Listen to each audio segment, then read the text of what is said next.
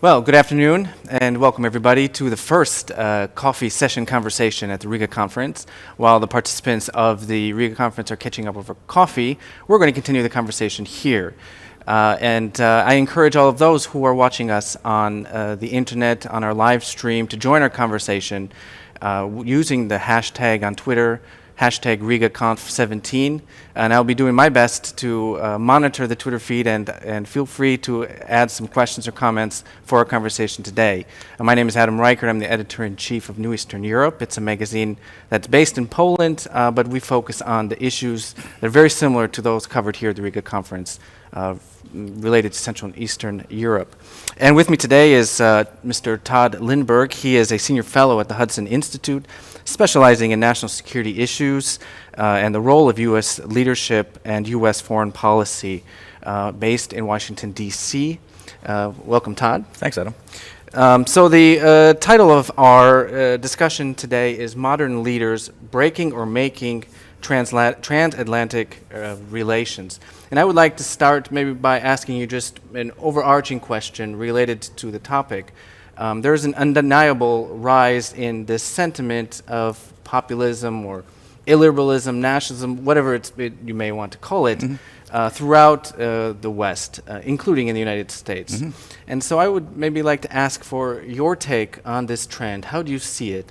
And specifically, how would it affect transatlantic relations, negatively or positively, and especially from the security element? That's a big question, and I'm going to take the opportunity to make it a slightly bigger question. Okay. And I would say that pretty much throughout the post-war era in the West, there was a sense in which liberal international order was advancing with the wind at its back.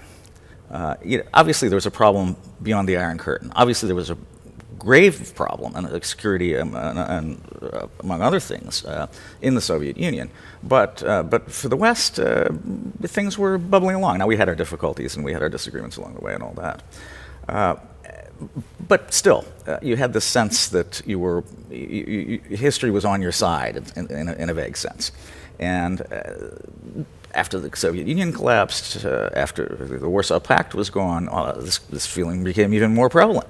And it was not to say that, say, enlarging NATO or the EU were easy things to do, having been through that at some level of, as they say, granularity. It was not easy, but it was doable, and you never really had a sense that the project was going to fail. And I think that that really did characterize not only the transatlantic relationship, but also the way in which a lot of people were thinking about the world in broader terms. Think about the first Iraq War, the one that George H.W. Bush organized in order to expel Saddam Hussein from Kuwait, and thereby establishing, a sort of bedrock norm of this period, which is no territorial conquest by no changing borders by force. And this all seemed to be bubbling along pretty nicely until all of a sudden it wasn't. And I think that nobody would say now that this sort of increasing liberalization globally is a project that has the wind at its back. On the contrary. And I think one of the first places where this sort of resurgent nationalism, populism turned up in Europe was in Russia.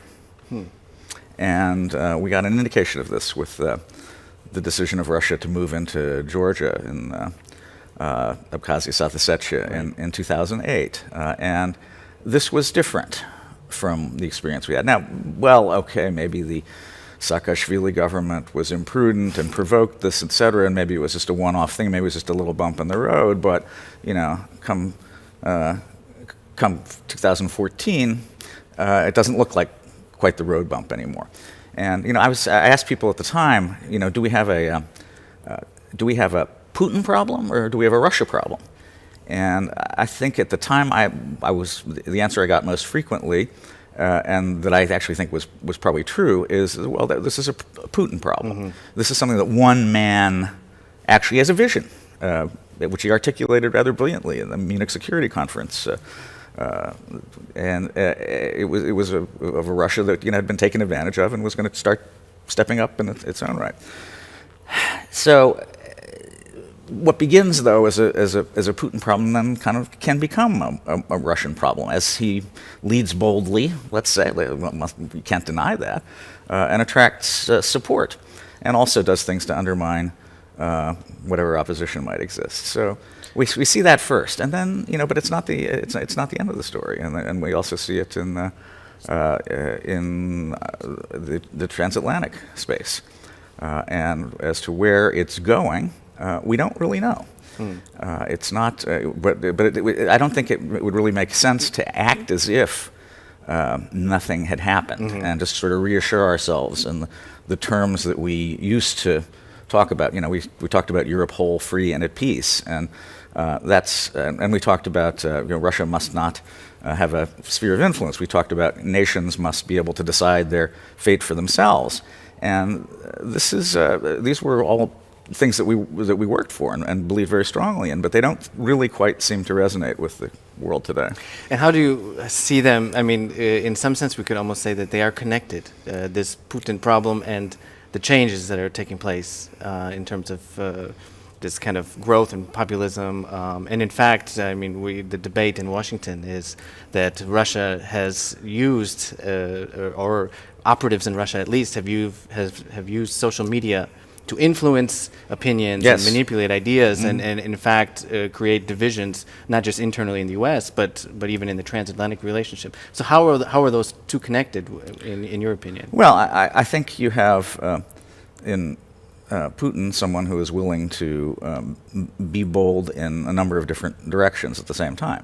And the meddling in the U.S. election was blatant, and maybe it should have. Maybe I'm not saying it would have been better if it had been more subtle, but it was there, and it's created a genuine sense of anger.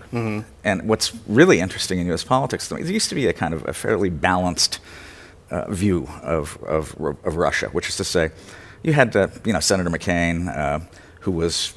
Well, I think RT had just named him the number one most anti-Russia person in the universe, but then you had people who kind of wanted to do business or make new arms control treaties or just ignore Russia, and that's not the situation at the moment. We've just seen our Congress pass by overwhelming margins sanctions on Russia, and whereas you might have thought that the Republican Party, that John McCain was hawkish on Russia in the past, now there are some Democrats who are so angry about this election that they make John McCain seem like a dove, and so this is a real development in U.S. politics, and then I think.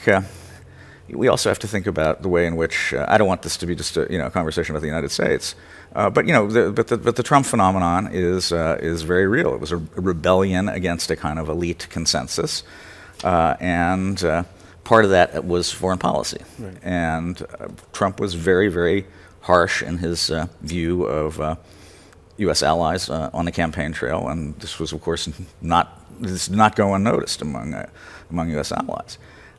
He basically chose to describe our allies as freeloaders, sort of living off of enjoying their security and their lavish welfare states at our expense. Whether or not that's an accurate characterization of it, but that's what he was. That's how he described that, and this was new.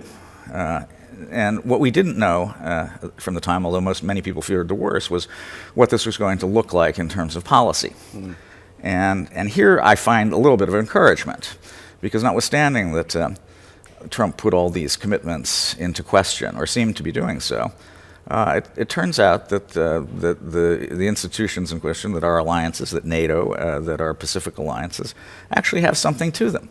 And when Secretary of Defense Mattis, among others, sort of laid out the case for why the basis really of American national security policy for the past 70 years is and remains relevant and important. Trump could, I suppose, order Mattis, Secretary of State Tillerson, every vice president. I can't really word of the vice president, but in our constitutional structure. But he could tell them not to make these reassuring noises. He could say, "Look, no, just get the money out of them, and then we'll talk about Article 5." But that's not. He has not given that order, and so Mattis and others have been on this kind of a nonstop reassurance tour, saying we really do believe in our commitments. I think that's, especially for countries in this part of the world. It's very important to hear these kind of reassurances coming from the United States. But at the same time, there is still some hesitancy towards the new administration in some areas when we're looking at commitments. And how do you see it? Is it now that President Trump is deferring to the generals and to his advisors, security advisors, and allowing them to influence the policy, or are we actually seeing some kind of coming together of these two opinions when we look at? Let's say that President Trump really wanted to upend the foundations of American national security strategy. In other words, get out of NATO, let the Chinese have their way in the Pacific. This would be no small undertaking in its own right. And the act of destruction would not be hard. The act of putting something in its place would be considerably harder. And I think that people were able to explain to him, just what some of the implications of the remarks that he'd been making would be if they managed to turn into policy. Right. And I think now, at least in the United States, people are getting to understand that a tweet isn't necessarily policy. It may, in some instances, it may be, but sometimes at 4:00 in the morning, it's just sounding off. Right. And things are subject to further refinement, modification, et cetera.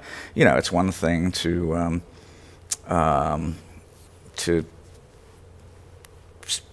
tweet something critical of a small Gulf state. And it's maybe something else once you realize that you're actually running two wars out of the base in that small Gulf state, and that there would be consequences if you somehow no longer had that kind of access. So, reality continues, and we don't have these institutions like NATO because we thought them up out of whole cloth. We had them. Because they responded to a particular need in a particular time, and as that need changed over time, the purposes and activities of the institutions were modified to adapt to that. You don't get your pick of the world in which you live, and until you had a sort of effective way of countering, what would the replacement be? It's a very good question, and in the absence of an answer to it. What do you gain from a massive exercise in upsetting the apple cart? In the previous panel, there was one idea that was brought up that NATO needs a new strategic concept. That would be a very difficult undertaking, considering the varied ideas currently, at least in the alliance. How do you respond? Do you think that NATO needs some sort of updating for the current environment? Well, it's you've seen, especially since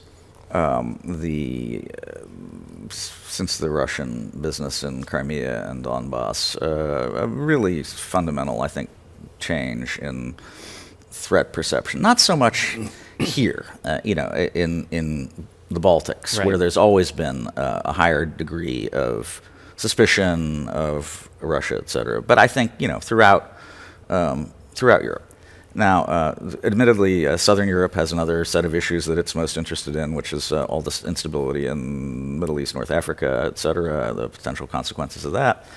And those are issues that have to be addressed as well. But the big change is this renewed sense of danger from the East, and measures needed to be taken to address that. The fact is, there weren't plans to defend the Baltics, or certainly the plans for doing so were pretty much were certainly inadequate at some basic level, and so you had a willingness to rethink that, and really just starting in at the Wales summit and continuing, and a lot of the activity that's been centered around what can we do to deter. Can we get beyond merely the question of thermonuclear, the threat of nuclear war as a deterrence? What about how do we persuade President Putin that it would not be a good thing for him to make a military move, or for that matter, a complicated cyber move against a NATO country? And I think we've put some measures in place, but there's still a sense that this is not done yet. And I don't know if that entails a new strategic concept, but it's certainly a conversation worth having. And I think that there need to be the voices that need to be in this conversation, or it's not just an American question. Right. And in fact, I would be worried if it were simply an American question, for reasons that I was getting at earlier, which is to say, I think the anti-Russian sentiment in the United States at the moment would be at some risk of unbalancing the other considerations that we need to be need to be looked at, especially the kind of southern element.